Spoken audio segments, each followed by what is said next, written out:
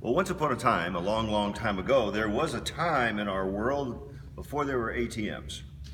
As a matter of fact, in that time before ATMs, banks weren't open on Saturday. So exactly where did you get money on weekends? That was a big problem for all families. Now, in my family, we solved this problem with my grandma Hulda Sherman, who kept money. She just kept money everywhere. And if you needed money on a weekend, you went to Grandma Hulda's house. You might have called it the Hulda National Bank. She kept money all over the house. She kept money under the shelf paper. Now, shelf paper, that's another story for a long, long time ago, but it was paper you put on shelves. And evidently, if you had shelf paper, you changed it often, or at least Grandma Hulda did. And on at least 3 occasions, in family memory, collecting the shelf paper, she picked up the money and burned them all.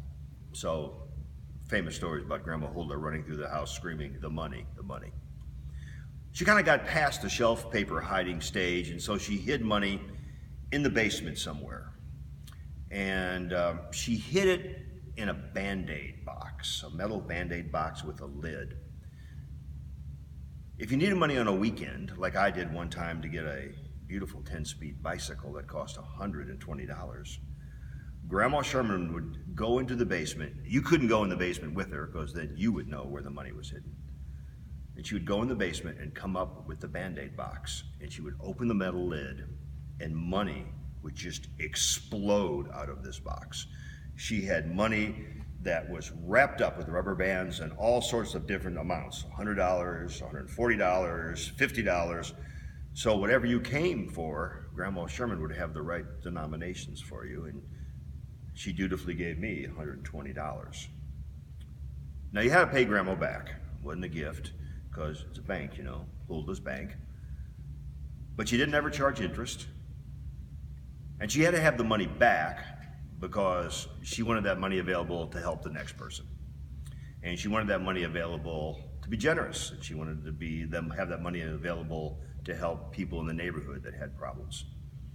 I still have the $2 bills she sent me in my birthday cards, often with her name on it. Happy birthday, Grandma Hulda.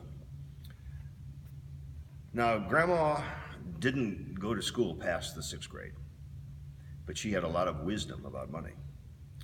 She knew where money came from, she knew how to keep it, and she knew when to share it. She knew exactly what money could do and what money couldn't do. So Grandma Sherman was married to my Grandpa Otto for 72 years. She said they kept house, which I think is a cool term. They kept house for 22 years. And they both died in their 90s. Grandma Sherman was 98. She died with her mortgage paid, with money in the bank, and enough money left over for her final expenses. When Grandma Sherman died, somebody from the family who knew went to the basement of her house and got the metal Band-Aid box and carried it upstairs. And it was divided amongst the heirs. We're going to be talking about generosity next few Sundays. And a lot of times you don't really get a surprise in church. You kind of get what you expect.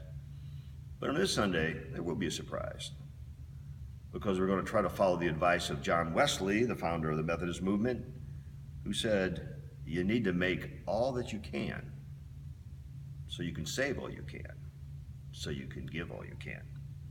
I hope to see you Sunday.